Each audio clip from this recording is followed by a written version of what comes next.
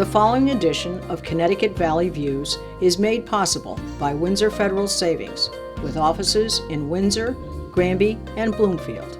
Neighbors helping neighbors since 1936. Join me, Susan Regan, host of Connecticut Valley Views, the most widely watched interview program on Connecticut Public Access TV. Proof to the people is the byline, insight without bias, generating a 360 perspective. Our mission is to focus on topical subjects with thought-provoking interviews regarding municipal leadership, current affairs, educational and political topics, as well as key destination points in New England.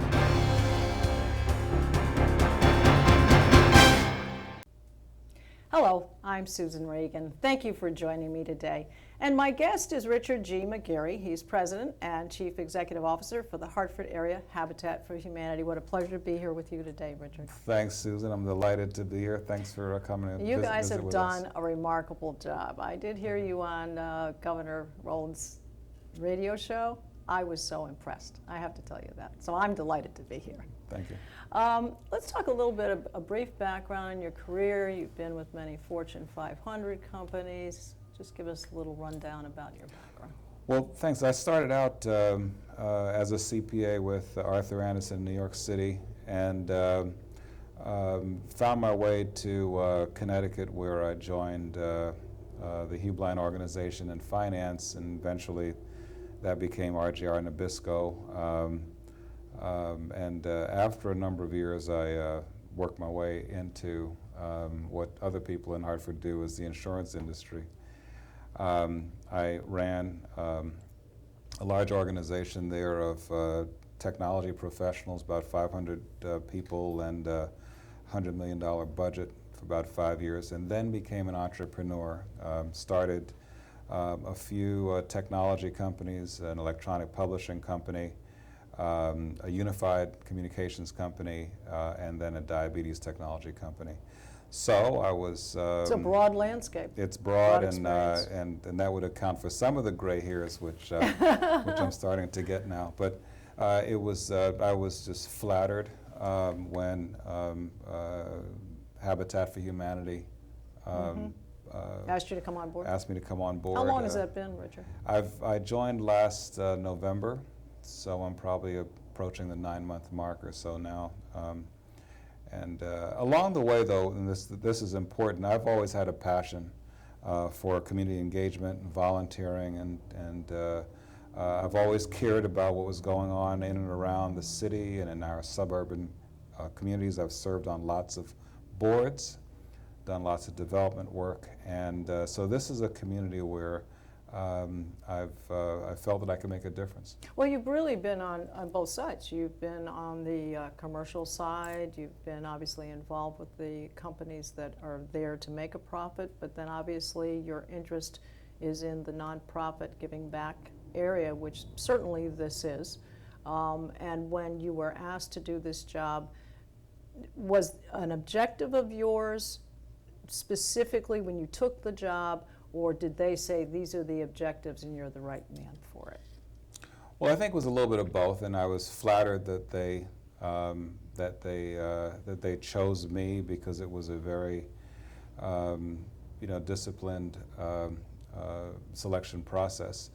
But I think when I step back and look at the big picture, my experience, my corporate experience, particularly in the financial area. Financial area brought me to a place where I could come in here and run this organization. Being an entrepreneur means that I'm the kind of person that I step up to challenges. Mm-hmm. I am used to taking things that maybe start out as a dream and mm-hmm. turn into reality. Mm-hmm. I connect people. And at the same time, I cared very much, as I think a lot of folks that are watching this program do, about what is happening in the community. That we all care. We pick up the newspaper, we read about the difficulties that folks have in their lives, mm-hmm. and we're always wondering, how can I make a difference? What could I do? Geez, I wish there was some way that I could help. And I figured with Habitat for Humanity, that wow, I could come in here and make a difference every single day. Mhm. Well, part of the objective is it not the financial end? As we talked about your background in finance, Yep. and that funding is a key proponent of Yeah, this? funding is a key component of any success that we have. I mean, we need money to acquire land, so that we can build houses to serve more families. In a nutshell, if you ask me, what is it that we are all about? We are all about providing a world where everyone has a safe, decent, and affordable place to live. Folks know about our volunteerism and that we're the kind of organization where you can come participate with us in construction efforts. But what goes alongside that in tandem is a need to buy the lumber and buy the nails and the hammers and the equipment that we use and pay for our subcontractors and so on. So funding, money, and financial support is absolutely essential to the success that we're able to have in the achievement of our mission. And you have some programs, I know, that you have coming up where you have some matching funds, I believe, and opportunities for people to not only put in their time, but really to kind of double up with not only their work effort, but people contributing money that would be, let's say, like a walkathon type thing. We are looking, we have a number of things. We've got some important events coming up. There's a build-a-thon coming up that's going to be up in Bloomfield, up at a site where we're building 6 homes at Packard and Marguerite. That's right one block off of Cottage Grove. If anyone's up there, go take a look. We've got 6 homes going in there. We've got a big project, 5-house project going up in Bristol, and then a number of projects going on around the Hartford area. But we are actually looking at having some matching gift contributors, some corporations that'll match your gifts, and we are, right now in Bloomfield, for instance, we've broken ground and we're beginning those projects. We're about 20% funded now, so that we can take, any money that comes in right now is going to help to get about 5 families into homes in a pretty near future. In Bristol, same thing. Anyone that's from the Bristol area or wants to go and be making a difference there. We got 5 families. One of them is going to be a veterans home, which would be a ranch-style house. And there we. So that's a handicap access type situation. That'll be a handicap access situation for a family that's come with someone that's come back from the war and so on. But there we got 5 families, and we obviously need funding, more funding, so we can break ground and get that project going. Okay, I think a key point, so you have volunteers here and you have a staff. How many, actually paid staff? How many people that are paid?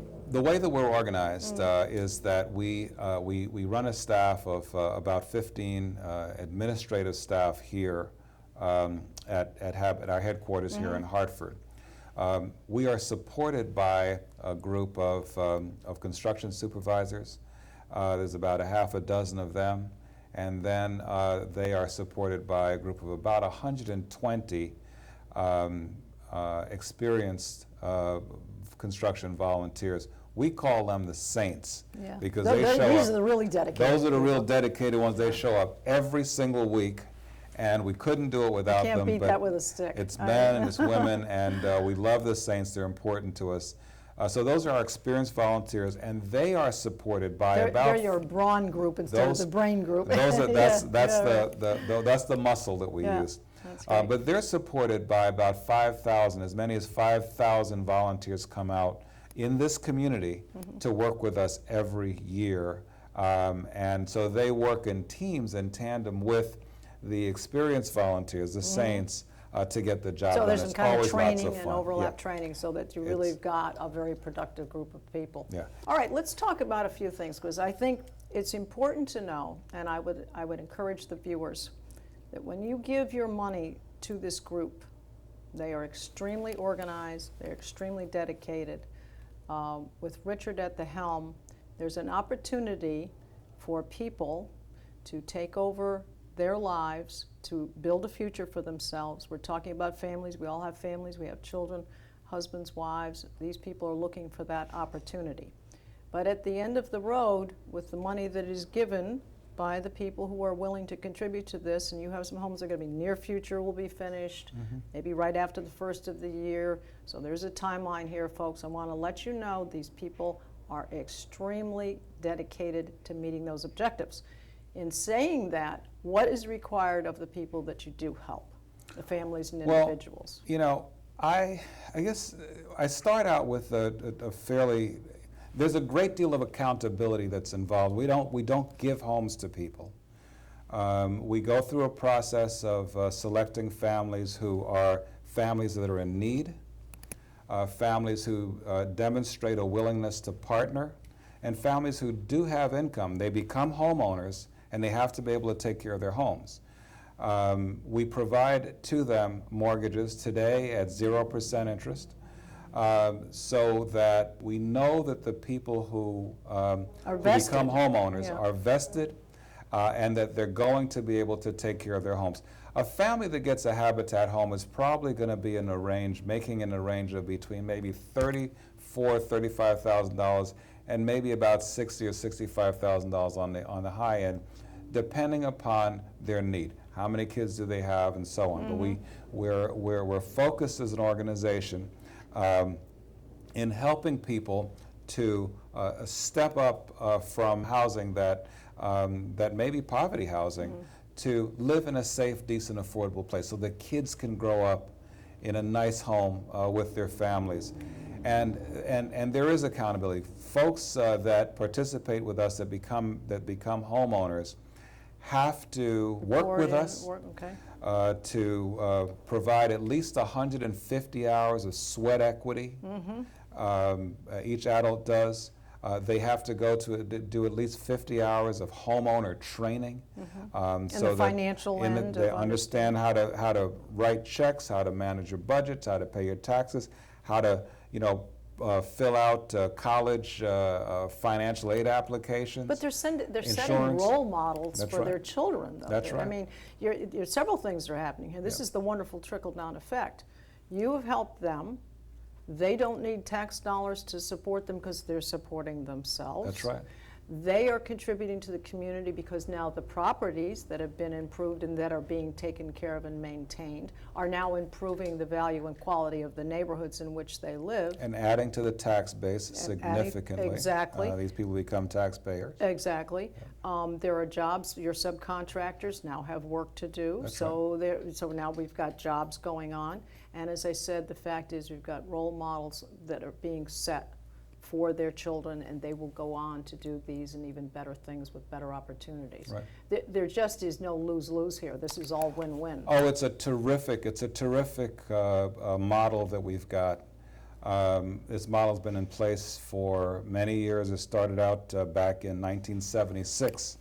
Millard Fuller and his wife Linda donated their fortune to build. Is that that's where the whole Habitat thing That's where it all got started. A lot of people, sometimes I ask the question when I'm in a meeting, I say, how many people know what year Jimmy Carter started Habitat? And all the hands go up, and I said, wrong. Wrong, right. No, it was Millard Fuller, and about, I think it's around 1984, actually, quick story, Jimmy Carter was jogging in New York and came upon a site where there was a Habitat project underway, and he saw it was Americus, Georgia, that this organization. He stopped and he inquired, and he learned more about it. He met the Fullers, and from that time forward, he has been a terrific advocate for Habitat. In this area, we're coming up on our 25th year. We are now building our 202nd home here in the Hartford area, in Hartford and around in the capital region. But when money comes into Habitat, we're not just building homes here. We're also supporting home and home ownership around the world. Yes. We ourselves. So a part of the money then. A part of the money goes to the and whole we fund. Absolutely. Okay. We have here in Uganda. Patrick Sambaga there is my counterpart in Kampala. In Vietnam and in Haiti, Hartford Habitat has built about 265 homes in those countries. That's so we're very building interesting. internationally as well. Which is a nice segue to the fact that you just joined the International, I think it is, for Habitat. You're on the board. Yeah, Habitat International in Georgia has a U.S. council that serves almost as a board or an advisory board to our management team and our CEO.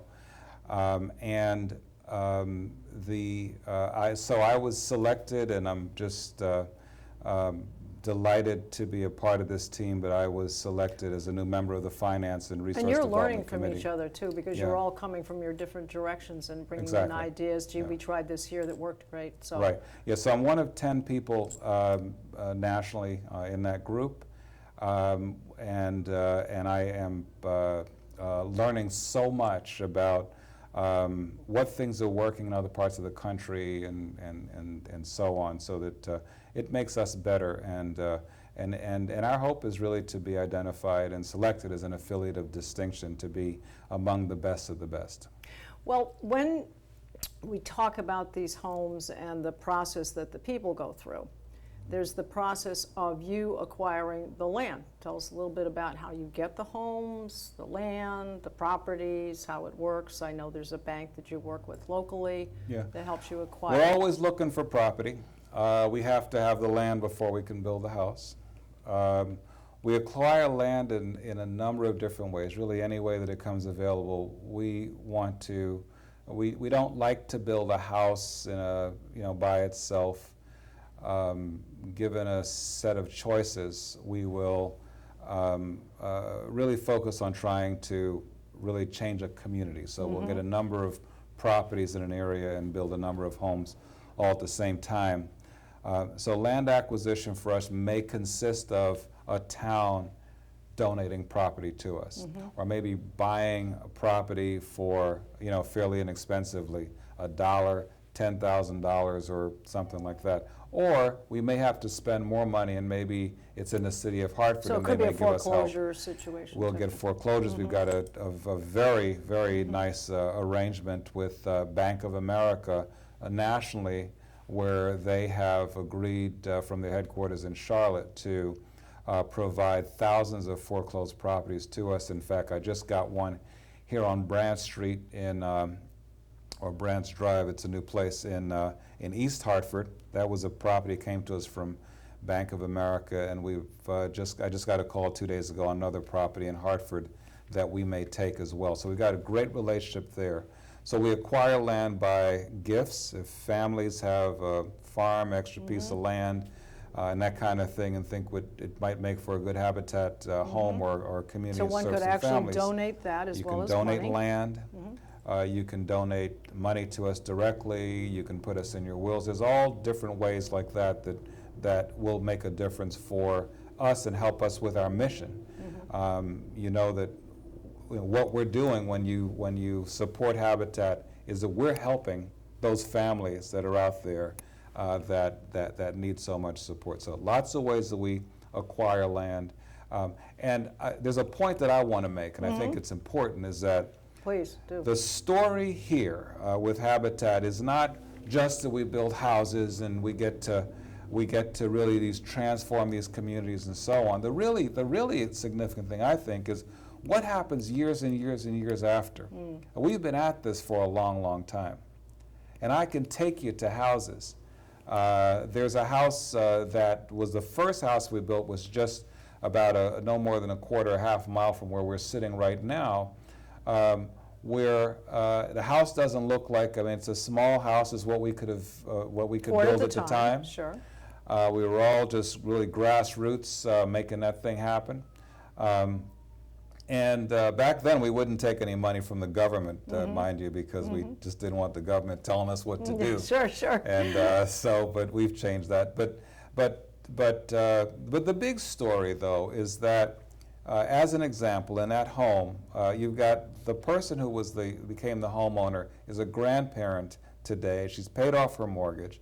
both of her What a kids great story. college educated, Great. 4 grandkids, and all 4 of them master's degrees in various universities. Oh, that's fantastic. That's the transformation that we're talking about. And this is a family that when they got that Habitat house was about to See, fall that was the off the grid. catalyst, though. That was the Exactly. catalyst. Exactly. Now, you folks out there, you can make a difference by Yeah. contributing to these people. There are measurable results. There's accountability. There's the fact that it's long-term. It's an Long-term. investment. Think of it as investment in the stock market is the way I would look at it. Right? Yep. And I think what we need to do is to take a look at some of these Right. places, which we're going to have the opportunity to do today. I'm gonna take you over Yeah. to some houses. I'll be Great. just glad to do that. What we're all about, I think, is that there are lots of folks that are getting by but just can't get ahead, and Habitat helps to make that It's happen. that life raft. It's a life raft, and it is a future. So you're investing in the future of your community, and there's so many families and so many kids. This one property I'll show you, 47 kids by last count moving into those homes. Oh, my Lord. And I'd love to, if I was a kid, I'd love to be growing up in And one if of those houses you have a as wonderful well. home, it cuts down the crime rate Yep. because you've got values. Got You've family, got barbecues in the backyard, Yeah, you got neighbors, that's- friends, and you're safe. That's And safe, that's what we a all good- want for other people. We certainly do. Well, Um, let's get let's go on do the it. road Okay, and go good. do it. Well, here we are. We are actually on Liberty Street. We talked about Marshall Street, which was really a community that is practically, you developed the whole street up and down, but you're hoping to do some other things there, Richard. Right, yeah, well there we have taken really an entire neighborhood, 16 houses on one side of the street on South Marshall and Hawthorne. So if anyone wants to see that, just get in your car and drive down there in Hartford. We'll be moving in the last 4 families and closing those homes within the next couple of months. And having completed that project, I have been acquiring the properties which are across the street. So I am, and Habitat for Humanity is purchasing all of those So that's in properties. negotiation. It's in negotiation, and our objective would be then to complete that side of the street. If possible, we'd like to work with the Neighborhood Association, Asylum Hill Neighborhood Association, and the South Marshall Street Coalition to build a playground there too, because I think on that entire street there'll be as many as 250 kids, and That'd make a lovely community it'll spot. make a lovely community spot. Of course, we would have cameras in that would attach to the police station, Safety, so it could sure. be just nice and safe, but a transformation of a community. Now, I noticed that, because you told me about it, that actually those homes are built on a kind of a 3-floor plan. Right. So you have an entree, you have an opening area, then you have second floor, bedrooms and kitchen area and so forth. Yeah. But here we are on Liberty Street, and this is more typical, is that what Right. you said, of the type of home that you would have. When would someone be ready? I mean, we've got counters here, sinks and so forth, cupboards are up, I'm looking around, we can see the walls, maybe you needed one more coat of paint. When would someone be moving in here? This one would probably be towards the end of the year. In the last quarter, we expect we'll be done with these houses here on Liberty, and people will be able to move in. All right, talking about moving in now, the process.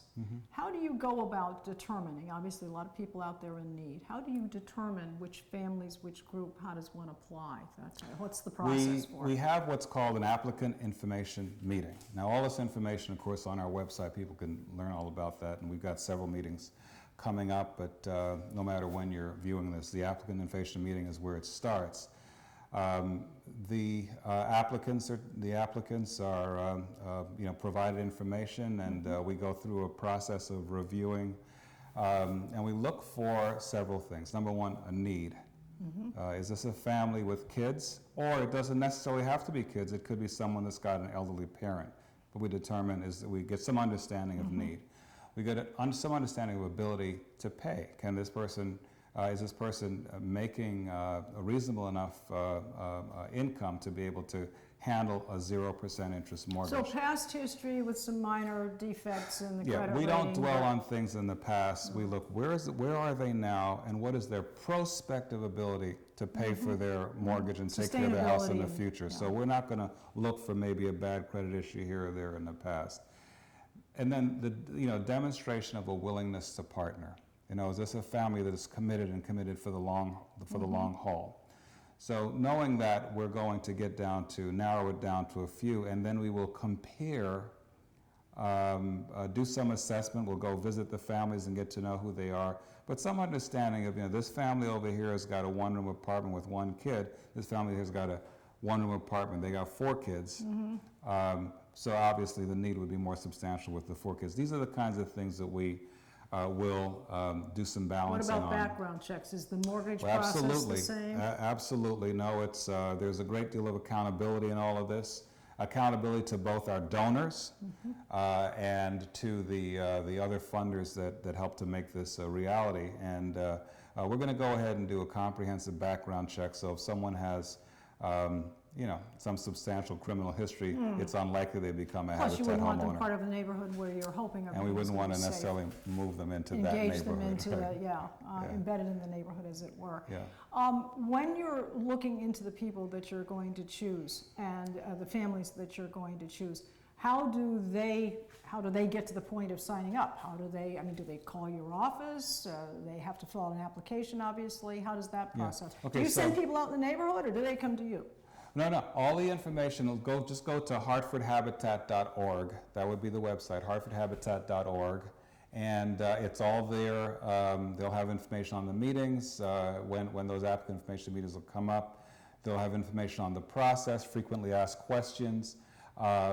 Donors can go on there, make donations directly or send checks in, obviously. Information about the various properties that we're doing, all kinds of questions, information about Habitat, it's all there. So if for those who want to get more, I would direct them to the website initially anyway. And certainly can call the office, but that would be a place to start. Yes. Now, you told me a little interesting story that when you are building these places, obviously you don't want someone breaking in Right. during the process, so there are locks and so forth, but there seems to be a neighborhood watch Yeah. to keep the property safe until someone is going to move in. Yeah. It's an interesting It's a story. cute story, It and is. I'll share that really I think it's a great quickly. story. Is that we initially on Marshall Street were boarding up our houses in the evenings, and they were getting broken into. And we talked to the authorities about that, and they said, well, stop boarding up the houses, because when people see boarded up houses, they figure there's something in there that you're trying to hide, and they want to break it down and come on in. So we did that, no more people breaking in. The other problem that we had is we had a big sign at the end of the street just indicating where the construction project was occurring, and it was a Habitat for Humanity sign. It seemed that every time I went down to visit the work site, it was spray painted. Okay. And I'd always say to my construction team, change the sign. I mean, it's our brand, it's Habitat. Clean that Yes. sign up, put a brand new sign out there. Well, we talked to the cops about that too. And they said, leave the sign, leave the spray paint on it. Yeah. And we said, why? They said, well, those are colors. That's paint that is protecting you, because people in that street, it may have been a gang mark, I'm not sure. But they were they're watching telling it. everybody To else, stay don't out. come over here and mess with the Habitat people. I think And once that- we left the sign, Yeah. all the trouble went away, and it's been just absolutely wonderful working and building in that community. Well, I have to tell you, this has Thanks. been enlightening, Thank you. educational, informative. I hope it brought something to the viewers. Thanks. And let's just give the website one more time. Good, so it's hartfordhabitat.org, and All the we are information just, is on all the there for information's there, and You, the community, can be the board. be the difference makers, and join us, and welcome to the Habitat family. That's great. And I'd like to tell you that we are on Facebook, and you can see all of our programs on our website at www.ctvalleyviews.com. This is Susan Regan. Thank you for joining me and bringing proof to the people.